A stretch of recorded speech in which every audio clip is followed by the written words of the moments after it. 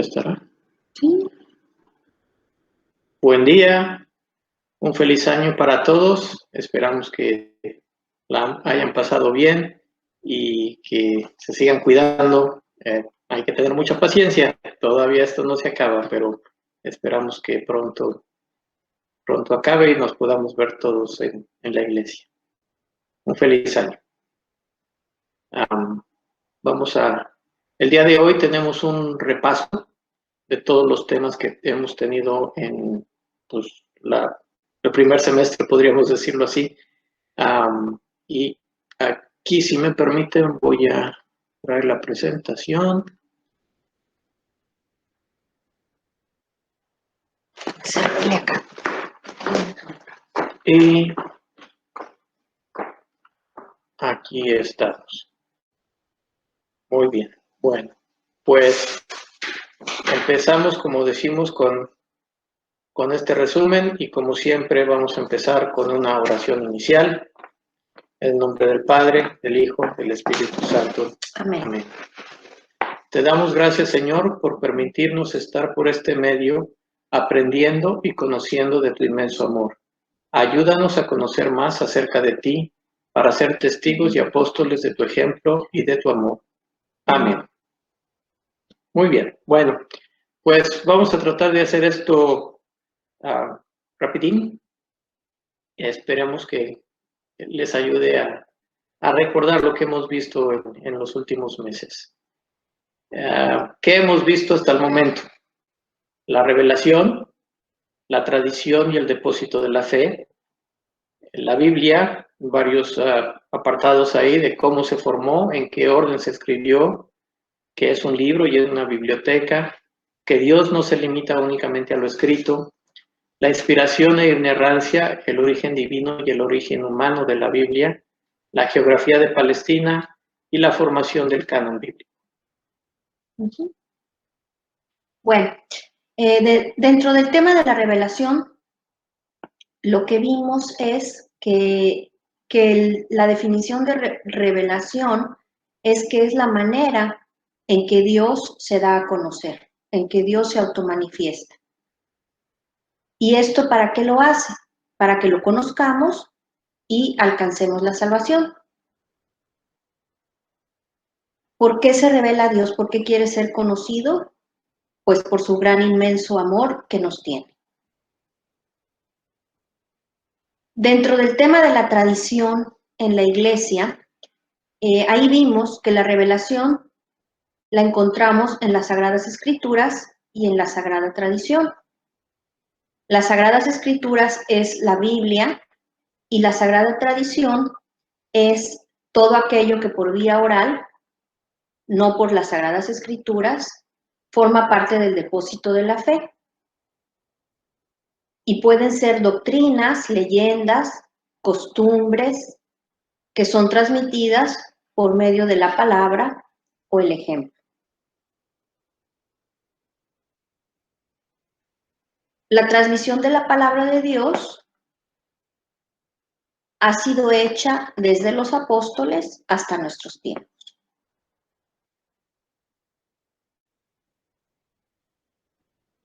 Muy bien. En relación a la interpretación del depósito de la fe, si recuerdan, vimos que es el magisterio, que es a final de cuentas el Papa y los obispos, los que están encargados de interpretar el depósito de la fe.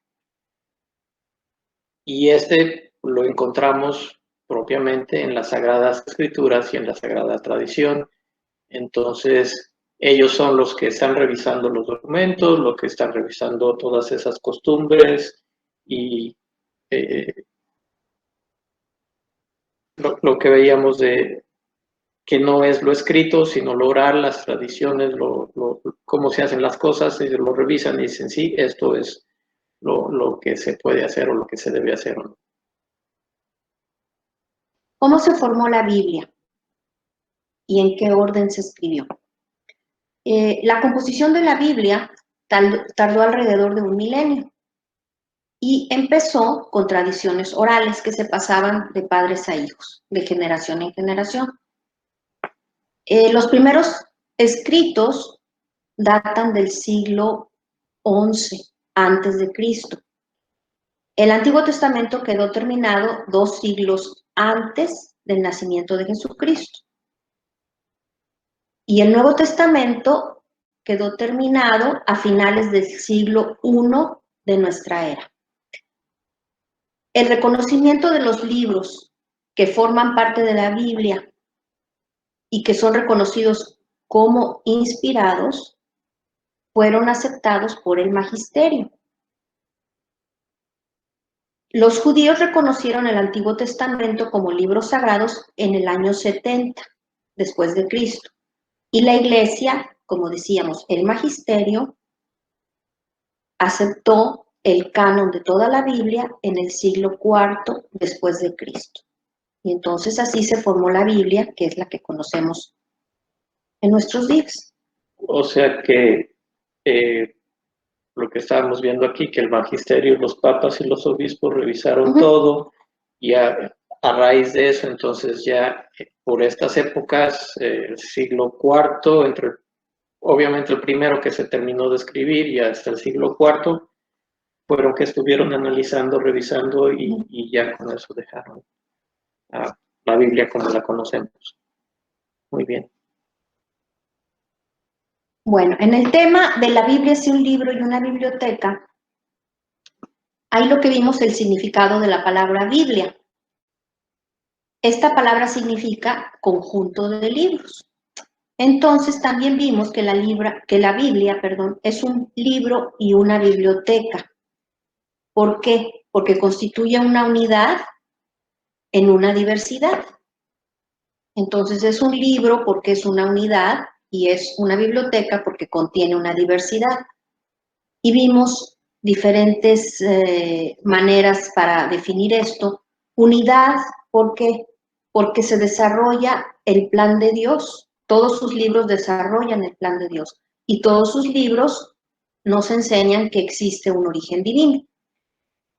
Y es una biblioteca por su diversidad, porque todos los libros presentan diferentes estilos, diferentes autores, diferentes géneros literarios. También vimos que Dios no se limita a lo escrito, que los sentidos de la Biblia son tanto literal como espiritual. En el sentido literal, que es con la ayuda del magisterio, debemos encontrar la intención del autor, a quién se dirige y el género literario.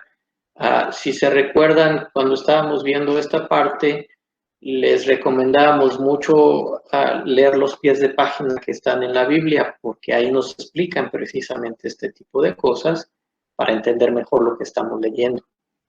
Y en la parte del sentido espiritual, tenemos que ver las realidades detrás de las palabras a la luz de la totalidad de la escritura y de la tradición.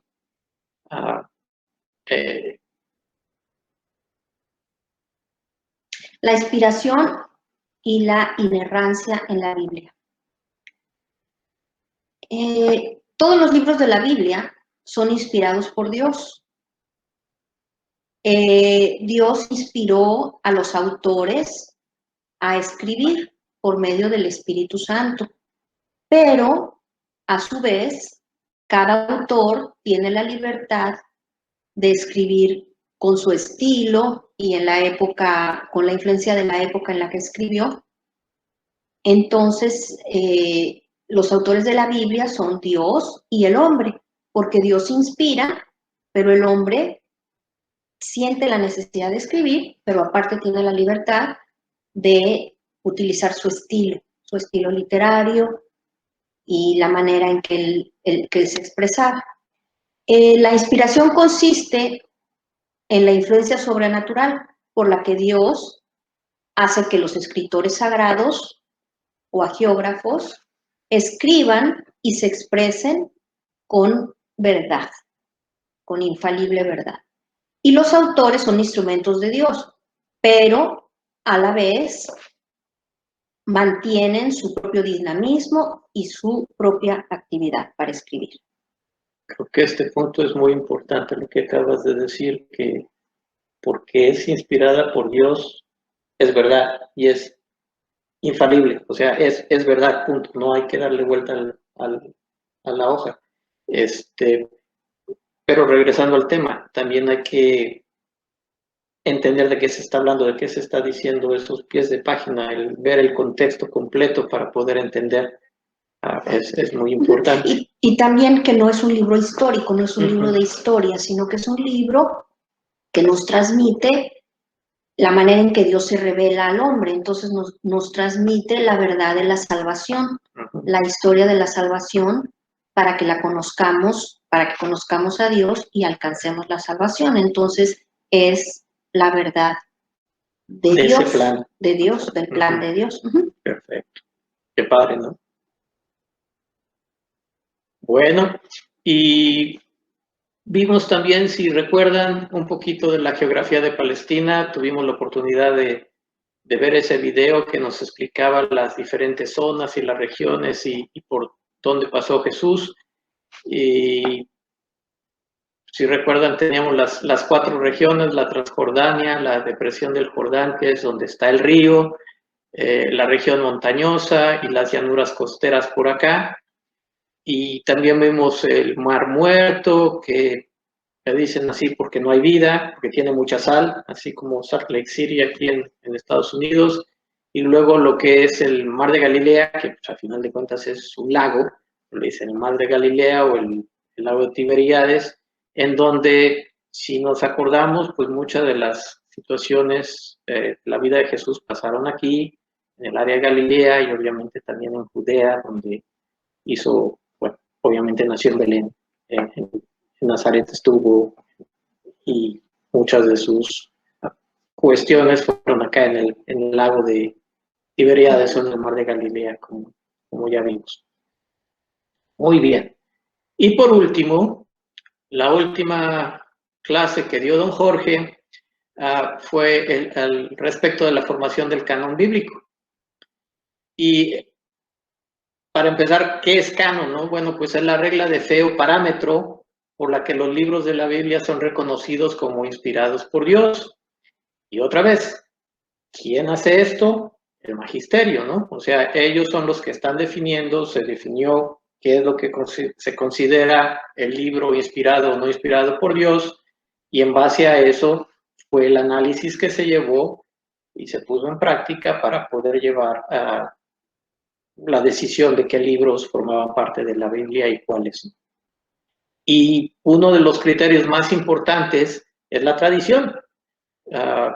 Ahí compaginaban muchas cosas de esto se hacía de esa manera, por lo tanto, si lo está escribiendo y tiene de alguna manera amarre con lo que hemos oído de que pasaba, le daban más puntitos, ¿no? Entonces daban mucha importancia a la tradición de cómo iban pasando de una generación a otra y lo que encontraban escrito.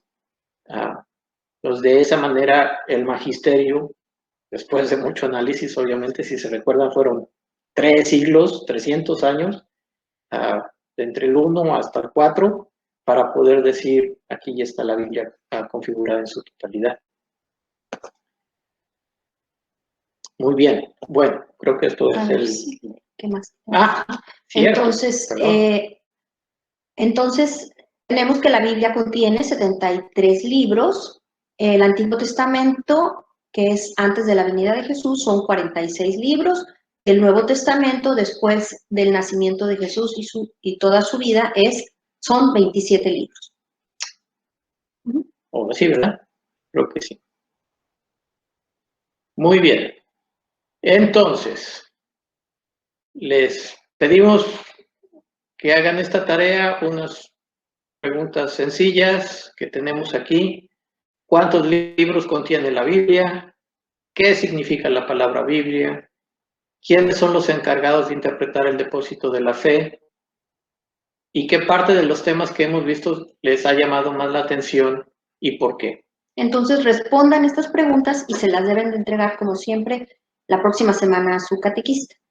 Si por algo no van a la clase, ustedes no van presencialmente, entonces vayan y entreguenla en la oficina.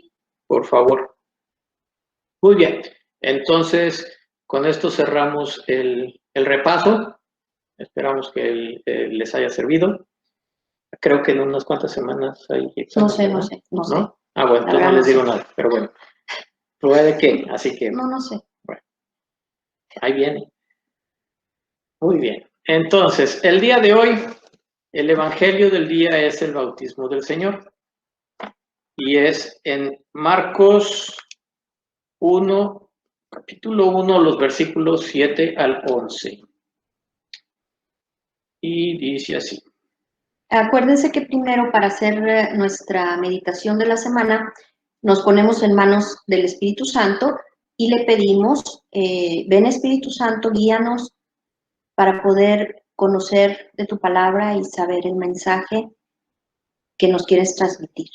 Entonces es como hacíamos nuestra meditación diaria para que practiquemos todos. Entonces ya empezamos con la lectura. Juan proclamaba este mensaje. Detrás de mí viene uno con más poder que yo. Yo no soy digno de desatar la correa de sus sandalias, aunque fuera arrodillándome ante él. Yo los he bautizado con agua, pero él los bautizará con el Espíritu Santo. En aquellos días Jesús vino de Nazaret, pueblo de Galilea, y se hizo bautizar por Juan en el río Jordán. Al momento de salir del agua, Jesús vio los cielos abiertos. El Espíritu bajaba sobre él como lo hace la paloma. Mientras se escuchaban estas palabras del cielo: Tú eres mi Hijo amado, mi elegido. Palabra de Dios. Te alabamos.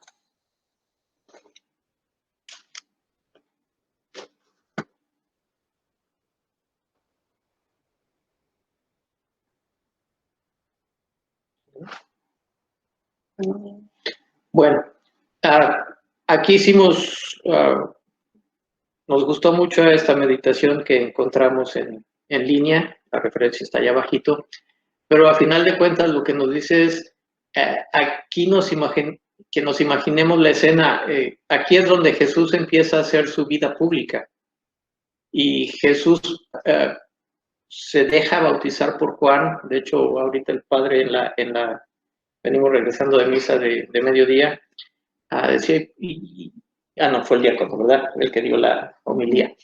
Decía, bueno, ¿y por qué creen que Dios se dejó bautizar si no lo necesitaba? Pues porque se quiso hacer como nosotros. Entonces, a final de cuentas, él quiere que lo bauticen. Juan está pues, dudoso, ¿no? Porque sabe que Jesús es Jesús y Jesús de tal manera dice, no, dale, esto nos va a servir porque de aquí es donde voy a hacer que todos se parezcan a mí, por eso todos somos bautizados para parecernos a Cristo. Entonces, aquí en esta meditación veíamos que Jesús se somete a la voluntad del Padre y ante tanto amor, el Padre manifiesta que en su Hijo encuentra toda su complacencia. En el bautismo el cristiano se asemeja sacramentalmente a Jesús, por eso debe también pasar por la muerte al pecado y vivir una vida nueva. Aquí dice, es verdad que la mayoría de nosotros fuimos bautizados desde pequeños. Ahora que somos mayores, nos toca renovar día a día esa vida de gracia. Aquí lo que vemos con esta meditación nos invita a que cada quien, ¿qué le está diciendo? O sea, ya estamos viendo, nos está orientando esta reflexión a qué nos llama cada uno de nosotros para hacerlo propio esta reflexión y poderlo practicar en la semana.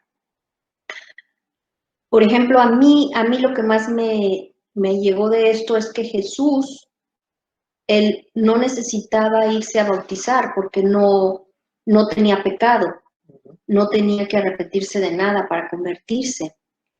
Pero me impacta mucho que él nos quiso dar el ejemplo de hacerse uno como nosotros y su gran humildad de ponerse ahí igual que todos los demás, reconocer que como nosotros debemos reconocer que somos pecadores y se hizo uno como nosotros para estar con nosotros, pero a la vez demuestra una gran humildad.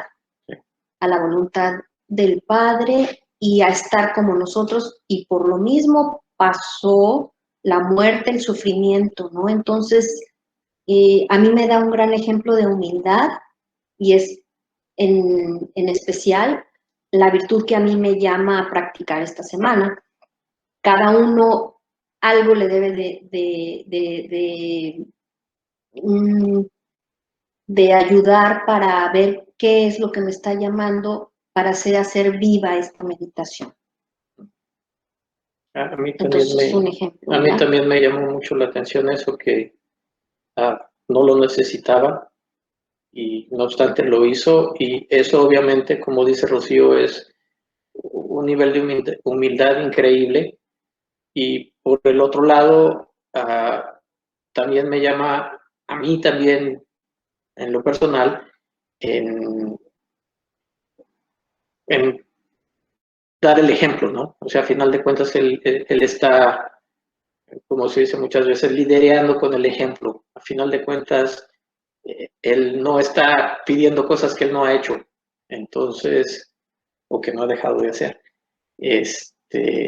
Ahí es también algo que a mí me llamó mucho la atención, la humildad de bajarse a nuestro nivel realmente para hacer esto, y por el otro lado enseñarnos que él va a estar liderando con ejemplo, y así empieza.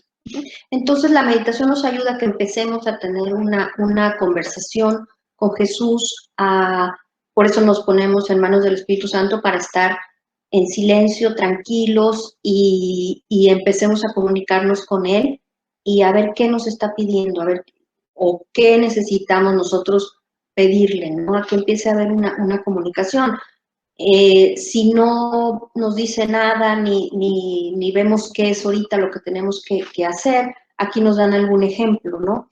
Que en este mundo hacen falta santos, ¿sí? O sea, solo los santos pueden hacer algo por Cristo. La santidad es el único testimonio que puede transformar este mundo frío y materialista, ¿no? Acercarnos y parecernos más a Jesús. Y para eso es empezar a practicar las virtudes. ¿Cuál es la que más nos hace falta a cada uno de nosotros? Y bueno, aquí también proponen algo para, si bien el día de hoy a lo mejor lo podríamos practicar en la semana, evitar el pecado y crecer por lo menos en alguna virtud, si no muchas, a lo mejor es una, evitar el pecado y encontrar una virtud en la que crecemos, en la que queremos crecer. Analizar cada quien va a ser una diferente, ¿no? ¿Cuál necesitamos más? Empezar por una y empezarla a practicar. Muy bien. Ok, bueno, pues creo que con esto vamos a la oración final. Y te damos gracias, Señor, por todas tus bendiciones. Nos ponemos en tus manos, protégenos y guíanos durante este año que acaba de empezar. Ayúdanos a encontrarte y seguirte en todo momento. Ilumínanos a saber qué virtud debemos practicar para acercarnos más a ti día a día. Por Cristo nuestro Señor. Amén. Amén. En nombre del Padre, del Hijo, del Espíritu Santo. Amén. Muy bien, pues con esto terminamos la sesión de hoy. Les deseamos una buena semana. Esperamos que nuevamente este repaso les haya servido. Por favor, entreguen la tarea, como Rocío les dijo, a la catequista, o bien si no están atendiendo en la oficina. Y bueno, esperamos que pronto nos podamos ver. Que Dios los bendiga. Gracias por participar y feliz año. Bye. Que tengan buena semana. Hasta luego.